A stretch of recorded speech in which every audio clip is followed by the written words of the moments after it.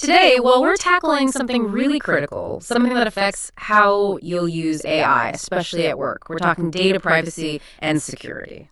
Because let's face it, as you start using these AI tools more and more, you're sharing information. Sometimes personal stuff, sometimes client info, maybe even company secrets.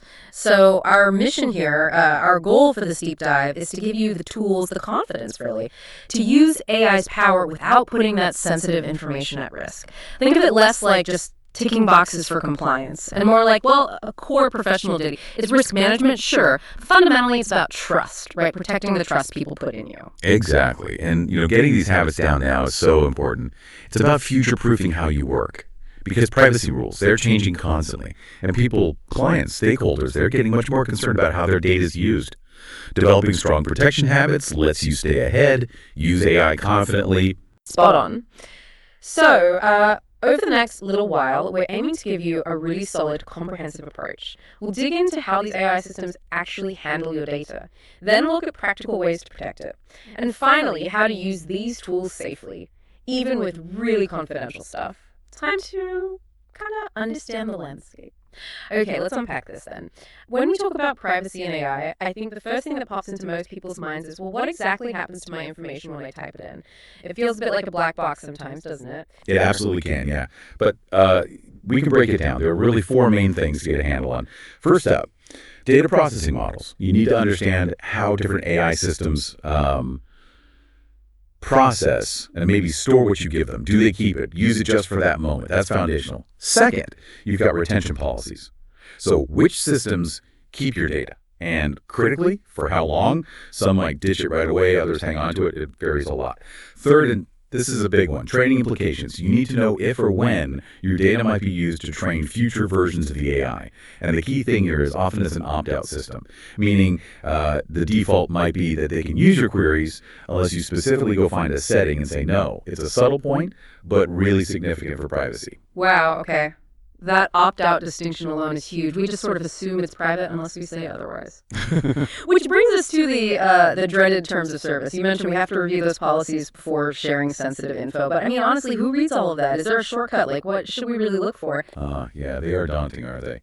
And look, the danger often isn't some, evil plan, but it's right there in the text. Those opt-out clauses you implicitly agree to. It's like a legal trapdoor for your data. You probably don't need to read every single word, especially for casual use. But definitely search for sections titled something like data usage, training, retention, third-party sharing. Sometimes there's a privacy summary, start there. If it's highly sensitive data, then yeah, you might need to dig deeper. Okay, got it. Search for the key terms. So once we kind of understand how the data might be handled, what's the next step? How do we actually, protect it proactively? You mentioned categorizing information. That's exactly right. This is where strategic protection comes in, starting with a solid classification system. You need clear categories, something like public, internal only, confidential, maybe restricted. Yeah. Like different security levels for your info. Once you have those categories, then you establish handling requirements. So different rules for using AI depending on the data type. Maybe use AI freely for public data, like drafting marketing emails. But for restricted data, say specific client financial details, maybe the rule is no AI use at all, or only with very specific vetted tools and processes. Okay, so connecting that to my daily work, how do I quickly figure out what's what? How do I apply these levels on the fly? It becomes about building good identification practices, training yourself really to pause and think before you paste something into an AI. Ask yourself, is this unique? Could it cause harm if it got out? And alongside that, you absolutely need the minimization principle. Minimization, meaning just share less. Exactly. Think of it like a data diet. Every piece of info you feed an AI is something it might store or learn from. So be lean. Only give it the absolute minimum it needs to do the job. Don't just dump entire documents if you only need a summary of one section. Right, data diet. I like that. So classification, minimization, that covers our internal practices. But what about the outside world? The legal stuff. You hear about IP pay, GDPR. It sounds complicated. It can be, but it's non-negotiable. You have to know your industry requirements. IPA for health, GDPR for EU data, CCPA in California. These are specific laws with real teeth. Then there are geographic considerations, where your users or data subjects are matters, not just where you are. Privacy laws differ greatly place to place. And don't forget client obligations. Your contracts might have specific data protection clauses you agree to. You have to honor those. And finally, documentation. Keep records. Show how you're protecting data, how you're complying. It's vital if anyone ever asks, which, raises a question for everyone listening. These laws change. How recently have you actually checked if your understanding and your practices are still current? Are you operating on old assumptions? That's a really good point. Things change so fast. Okay, so we understand the risks, the internal strategies, the external rules.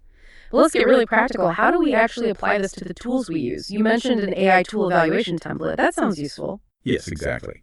A template provides structure. It helps you ask the right questions systematically. Let's take ChatGPT for business use as an example. So for data handling.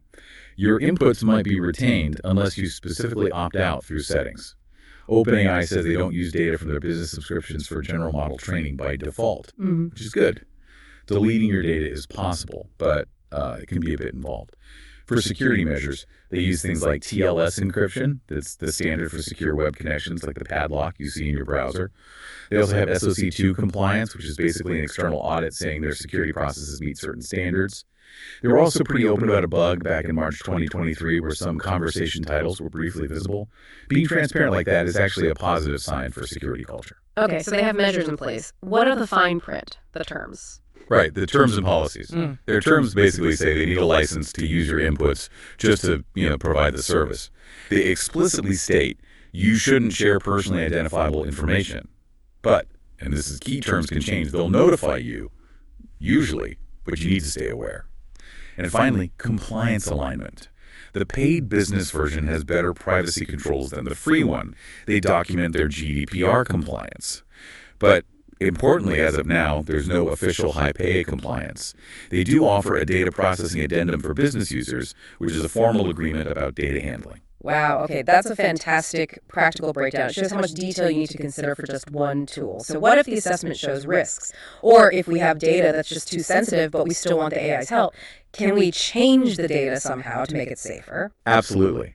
That's where practical privacy protection techniques come in. This is really clever stuff. One powerful method is synthetic data. You basically create fake but realistic-looking data. So if you need the AI to analyze customer feedback trends, you could generate fictional customer comments that mirror the real ones in structure and sentiment, but contain no actual private details. Ah, like a digital stand-in. Exactly. A digital doppelganger is a great way to put it. It gives the AI what it needs to learn or practice on without exposing anything real. It's surprisingly effective. Another technique is aggregation. Instead of feeding it individual data points, you give it summaries or statistics. Average sales figures per region, not every single transaction. Makes sense. Less specific detail. Right. Then there's segmentation. You split sensitive info across multiple separate interactions with the AI, ask about one aspect, get a response. Then start a new chat, ask about another related aspect using different details. Never put all the sensitive pieces together in one go, like showing only one puzzle piece at a time. Sneaky. I like it. And finally, just general contextual awareness. Be extra careful with unique situations. Even if individual facts aren't private, describing a highly specific scenario might inadvertently identify someone or something. If only one client fits that description globally, you've potentially revealed sensitive info, even without a name. These are great practical tactics for individual use, but what about teams? If multiple people are using AI, how do we keep privacy strong in that kind of collaborative setting? Good question. The principles extend, but you need more structure. It starts with clear guidelines. Everyone on the team needs to know the rules, what data is okay for AI, what isn't, which tools are approved. This builds shared responsibility. It's not just one person's job, everyone's a data guardian. You might also need review processes, maybe a quick peer check before someone uses AI for a particularly sensitive task. And transparency is key. Documenting how you're using AI and protecting data within the team keeps everyone informed and accountable. Okay, so shared rules, shared responsibility. But what if, something goes wrong, or someone just raises a concern? Maybe they're worried about how their data is used by an internal AI tool. Yeah, concerns will happen. First step, stakeholder education. Be ready to clearly explain the safeguards you have in place. Calmly address their specific worry. Then, ensure a proportional response. Don't overreact or underreact. If it's a minor issue with low-risk data, maybe a targeted fix is enough. You don't necessarily need a massive panic-inducing announcement for every little thing. Right, match the response to the actual risk. Exactly. And remember, this field is always changing. So continuous improvement is crucial. Regularly review and update your practices based on new tools, new threats, new regulations. And if a real incident does occur, prompt remediation is vital. Address it quickly, fix the problem, be transparent about what happened and what you're doing. That's how you rebuild trust. Okay, so we've covered a lot of ground. From understanding the black box of AI data use, to building internal defenses with classification and minimization, navigating the legal maze, evaluating tools, and using clever techniques like synthetic data or segmentation, plus managing it all in teams. You should now have a much clearer, more comprehensive picture of how to use AI responsibly. Absolutely. And hopefully you feel equipped with some real practical tools now.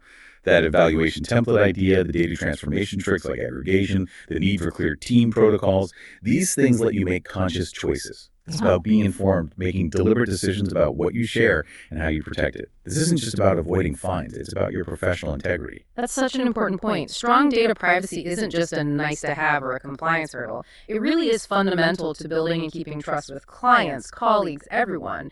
Your commitment here really enhances your reputation, showing you operate with care in a world that's frankly getting more and more anxious about privacy. And maybe a final thought to leave you with.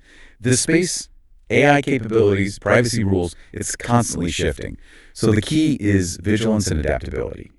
Keep reviewing your practices. Stay curious about how AI systems are changing. Be ready to adjust your approach. Don't get complacent. The landscape will definitely evolve, and your strategies have to evolve with it. Well said. Maintain that vigilance. Keep learning. Keep adapting.